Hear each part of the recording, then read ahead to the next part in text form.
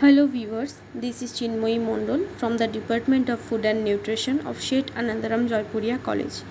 Today I am going to make a healthy and very tasty dish in occasion to celebrate the National Nutrition Month 2022. The name of my dish is Basanti Papaya. It is a very simple recipe.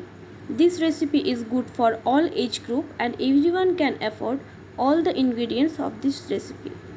An unripe green papaya is rich in essential nutrients such as vitamins, proteins, and enzymes. You can serve this yummy dish with rice or roti. So let's see the recipe.